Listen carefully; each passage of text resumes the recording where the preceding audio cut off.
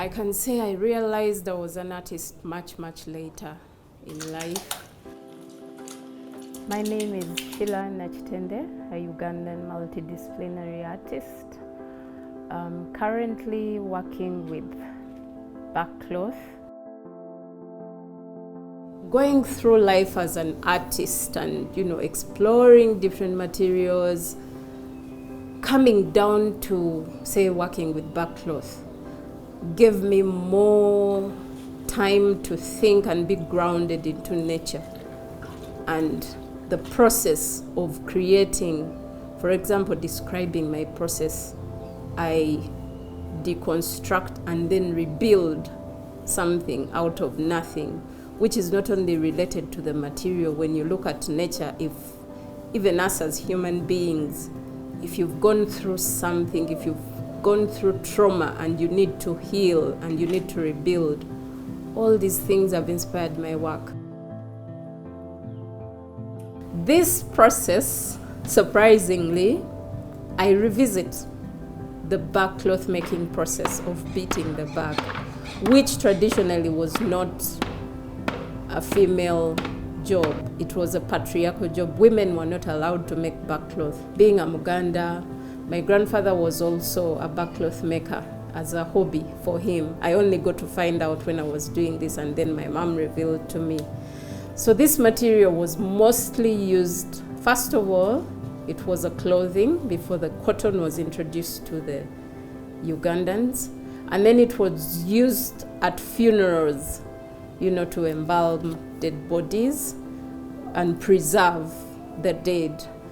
It's very historical. It's used in spiritual matters, in traditional activities, and it has loads of taboos towards it. Some people are traumatized looking at backcloth when they see it, but when they get to see my work and engage with it, they won't even know that it's backcloth. Or when they find out, they're really surprised because of the next step I have taken to it.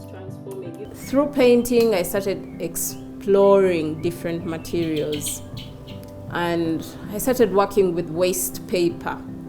And during then, I realized that paper was made from fibers, but these fibers were around me. I hadn't seen paper from backcloth.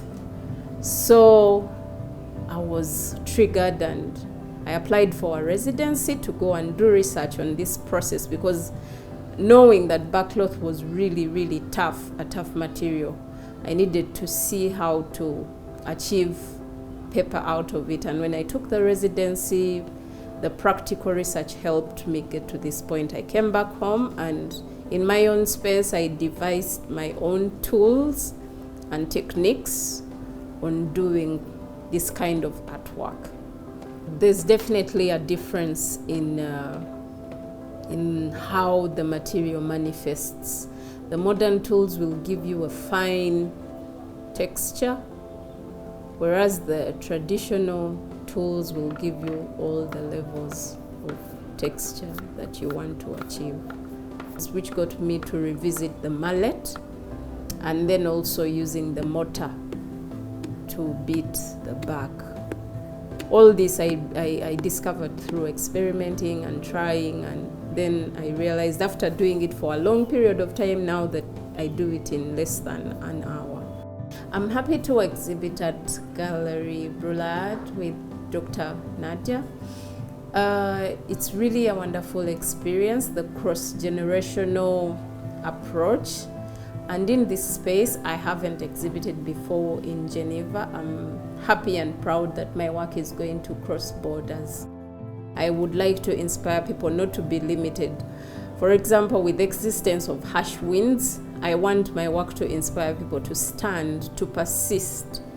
Being an artist is really tough, and working the way I work is really tough. You have to be resilient. So through my work, I want to inspire, especially women and anyone. We all experience challenges. So my work is sort of, it can be rebellious, it can be inspirational, to give people an energy to keep on going, to persist and to be resilient, and also to innovate and remain relevant during these times.